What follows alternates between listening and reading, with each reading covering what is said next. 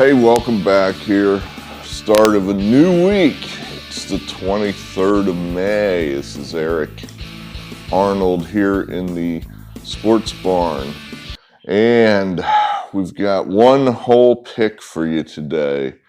But to round the show out, to make it more than 30 seconds, we're going to recap our season-to-date record and take a whip around the majors. We're about the quarter pole, quarter of the way through the season, so I thought I'd just give you some ideas of who we think's good, who we're looking to, play, fade, what have you. Let's get to it. Saturday, I guess, is the last time we made a video, and I can't remember what happened, frankly. Just can't remember. I think we split that day. Oh, yeah, here it is. Yeah, we lost there, we won there, and that one got rained out. Which is what? Your three true outcomes, right? Didn't Yogi Berra say something like that? Sometimes you win, sometimes you lose, and sometimes it rains. So that's baseball. But we had a real good night Friday night, and put up our season-to-date record. We're doing fine. It's just that, we're picking winners. We're just having trouble putting money in our pocket, which is, you think that one would follow directly with the other, but I guess those of us that have been around the block for a while know it doesn't. It's not that easy. It's like, when the money's on the table, it's harder to win for whatever reason. So we're still working on that. Now our, video record, hey, we're doing great. The record when money's actually on the table is not as good as that, unfortunately. But for you all, maybe what I should do is I should make the video, and then I should watch the video, just like I'm one of you people. And I just sit there and I watch the video, and then I just do whatever the video says, and then I can't lose, right? Because we're winning in the video picks.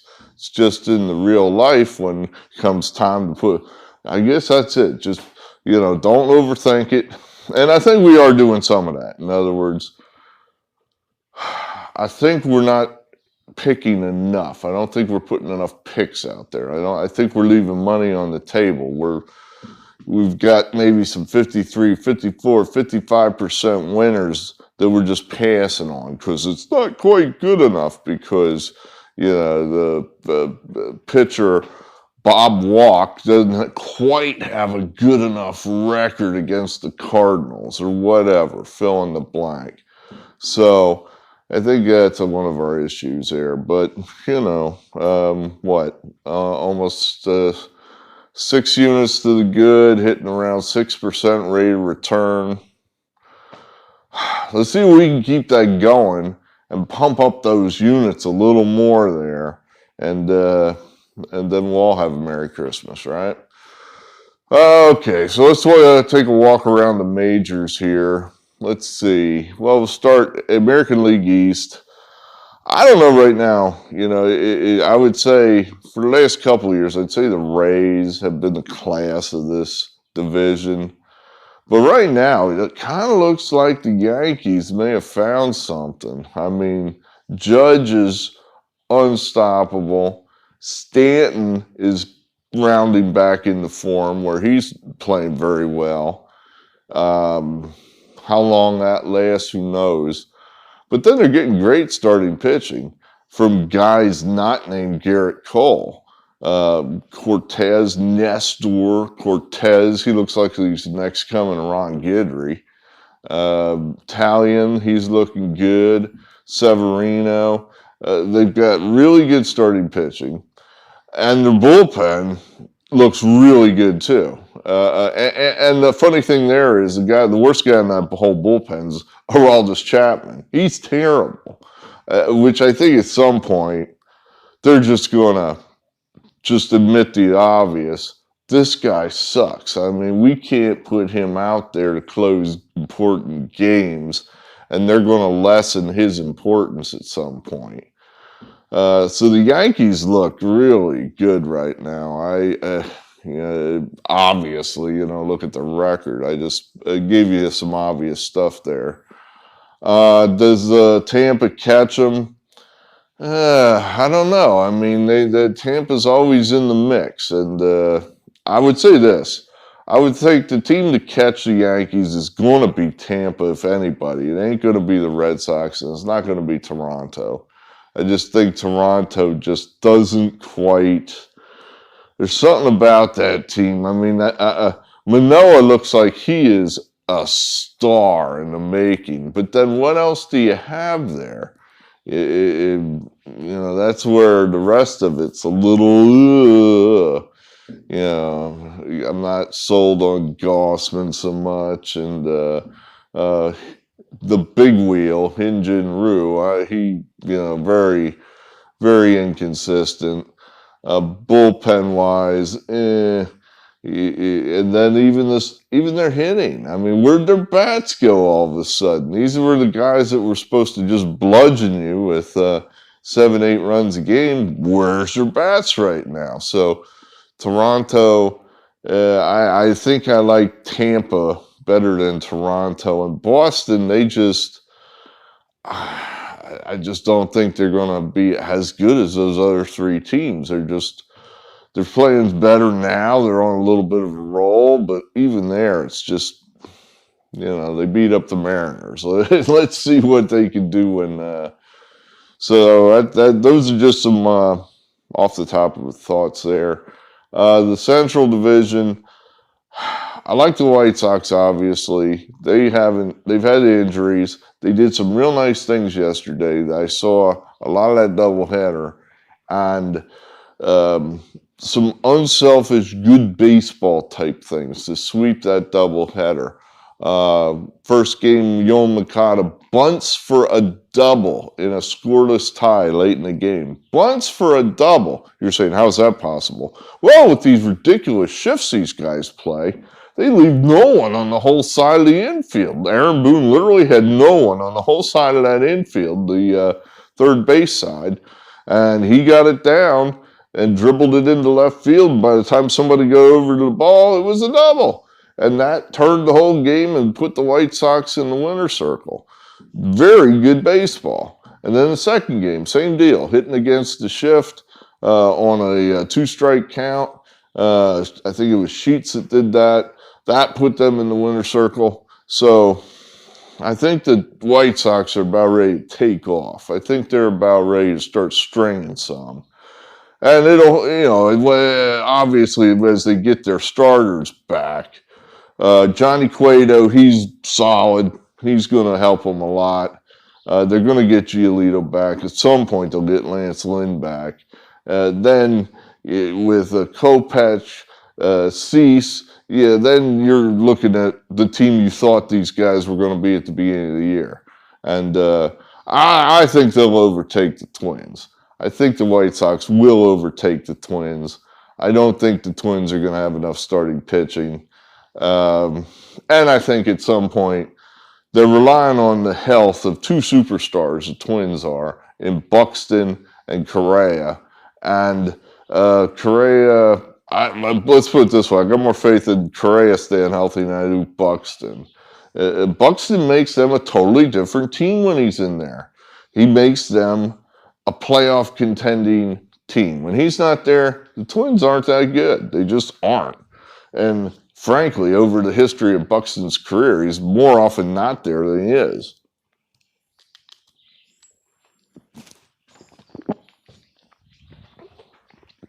How about any of the also-rans? Will any of those break through? I don't know. I would still say I'm looking at the Tigers. That at some point we're going to start riding the Tigers. Now, it still might be a little early for them, but there's a lot of talent on that Tigers team that has not played up to its capabilities. Baez, below average. Scoot, below average. Badu, he's in the minors right now. Torkelson, hasn't started to play like a number one pick yet. And then they've got starting pitching injuries too. Eventually, they're going to get a couple of these guys back, though. But Scooble right now, he looks like a budding ace. So that gives them a chance to win every fifth day. And once they get Casey Mize back, he's a budding ace. Manning, he'll be okay. I think that the Tigers in the second half of the season ought to be pretty good. Will it be enough to push into the playoffs? I don't know, but it might be enough to make it some money, which is all we care about. Out west, well, let's see. I guess the big question there is, can the Angels actually make the playoffs? Can they actually make the playoffs? Right now, I'd have to say yes. I think this is a different Angels team. That Joe Madden is doing his magic show, whatever he does, to kind of get everybody all feeling good about themselves. And it just feels like it. When they got rid of Pujols, when they got rid of Justin Upton, I just thought, wow, this is not what these guys would normally do. And they are definitely, you got two of the top 5 players in the whole league. How can you miss with Trout, who looked like he just, took a half a year off and then came right back and said, yeah, I'm still the MVP. Take notes, Ohtani. I'm the MVP. And Shohei's still there too, doing his thing. Pitching, not bad. And then hitting, not bad. So he does it both. That's his value. And I don't know. I mean, normally I would just fade those guys reflexively because that organization sucks. But can Joe Madden turn the whole bad organization around? I don't know. We'll have to be careful.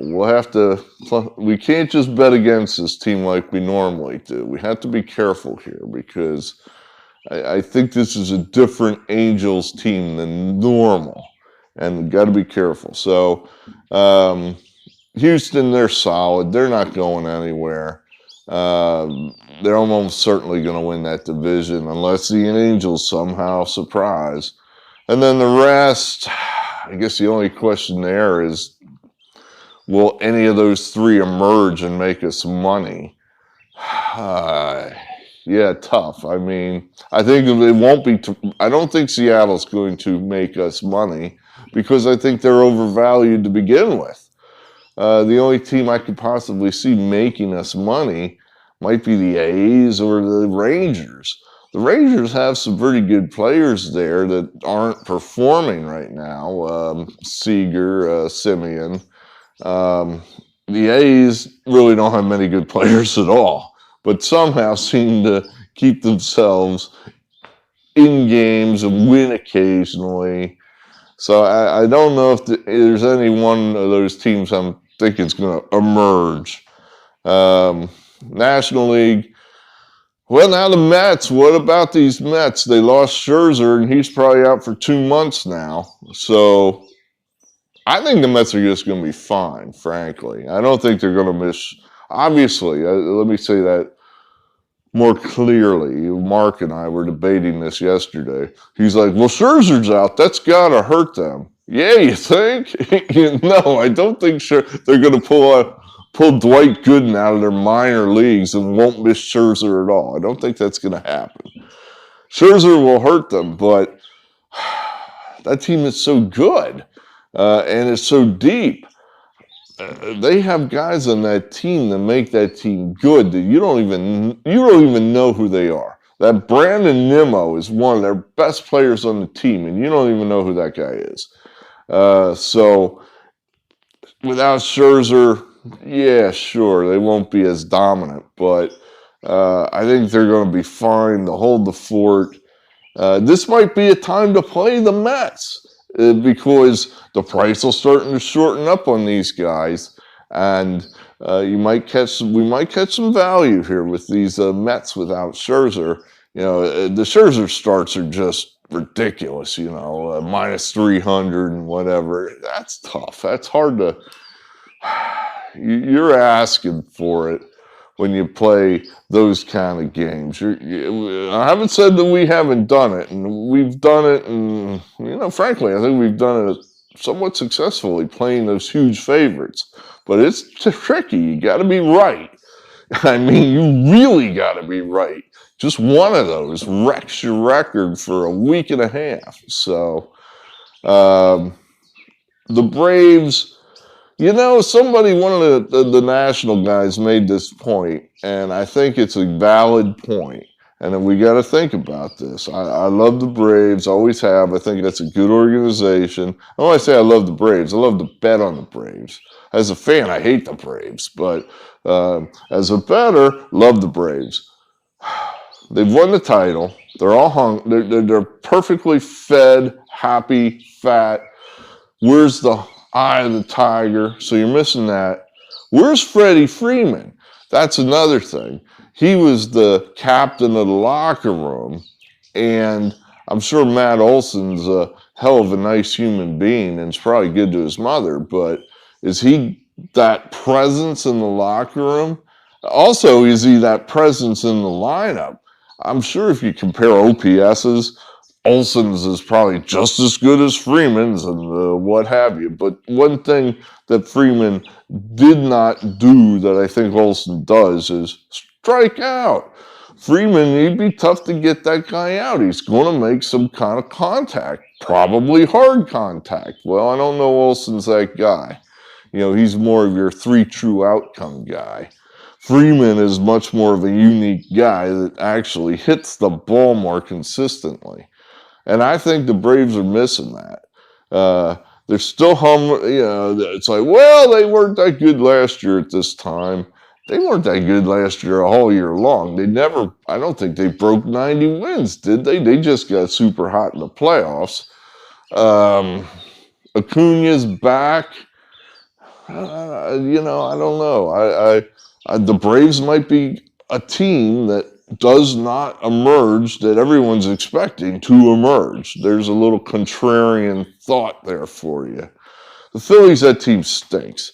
That team just flat stinks. I could do an hour-long video on how much the Phillies stink.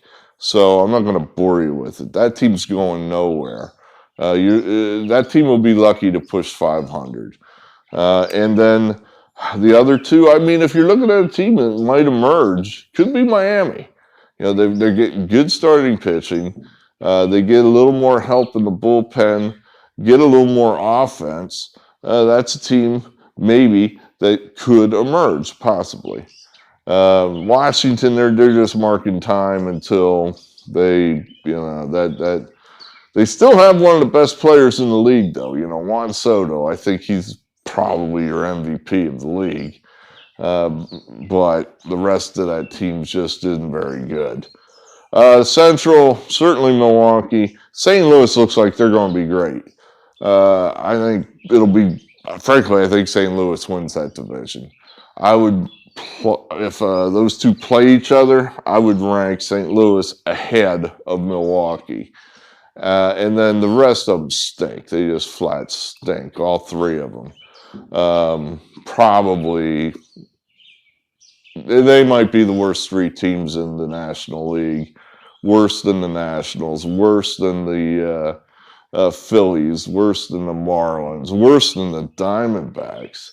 Out west, certainly the Dodgers. I think San Francisco's taken a step back. They really look like this. That looks like a 500 team right now to me. That they don't hit.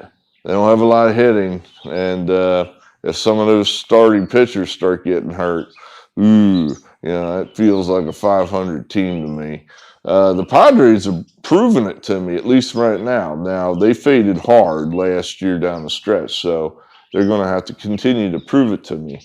But getting Tatis back in the second half of the year, that should help push them. I mean, what a trade line pickup that would be, without making a trade. Hey, we pick up this damn near MVP guy. And look at Machado go. He is having an MVP kind of year. He could be a Triple Crown guy possibly. He guy's hitting 374.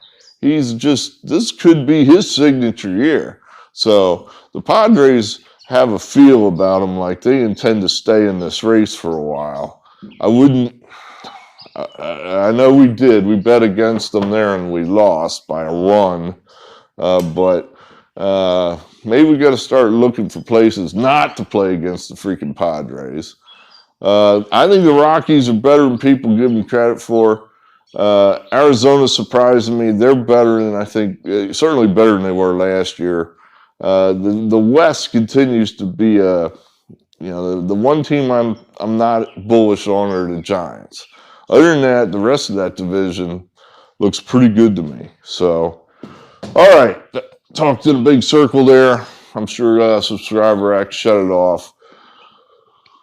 One game, and we're going to take the Detroit Tigers. The Tigers impressed me Sunday. We were going to play against them on Saturday with Shane Bieber, and it rained. And then they played that game again on Sunday, same pitching matchups, and for whatever reason, we didn't play it. And Bieber lost, and the Tigers did what they had to do, and they got it done. And I think that's maybe somewhere for these guys to build on. You know, sometimes when you're in a rut, you're in a tailspin, you need a rain out, and that helps reset you. So they're dropping into their division rival now, the Twins. And when this season started, if you told me who's better, the Twins or the Tigers, I would have said, well, it's kind of close. I mean, you know, they picked up Correa, the Tigers picked up Baez. The Tigers got some good young starting pitching. You know, it would have. I don't think there's that much difference between these two teams. Both teams have below average starters going tonight. Did you know that Jonathan Schoop has homered 6 times off of Chris Archer? 6 times? Guy's only has like 100-some home runs in his whole career, and 6 of them have come off of Chris Archer. If you like those kind of prop bets, Flamingo Kid, if you like those kind of prop bets, there's one for you. 6 home runs this guy has in 40 at-bats. That's Babe Ruth-esque. So, Babe Ruth-esque. What did I say? Babe Ruth-esque. Babe Rube. There is no such thing as a Babe Ruth. Babe Ruth-esque. Anyway, so we like the Twins here on this early Monday, quick turnaround, new series. Division rivals, think those play closer. We're getting a good price here, right? I have it here at 165. I'm hoping that goes up just because, there's a buzz around the Twins. They're playing really well. And, they're playing really well. They just beat up the crummy Royals. So, okay, let's give it a new try here with the Tigers, hoping to hit like 170, 180. I think that would be even better than 165. So we're going to wait towards game time to play this one and seeing if we can hit another one of these big hits on these long shots. We've been making some bucks on these long shots, so let's keep that going. All right, good, thanks, great. We're going to try to get our week, try to fill the week with a few more videos here. We're going to try to get things going here. We've been saying that and we haven't done it. Anyway, thanks for being here, you 7 guys that are here, and we will talk again. Out.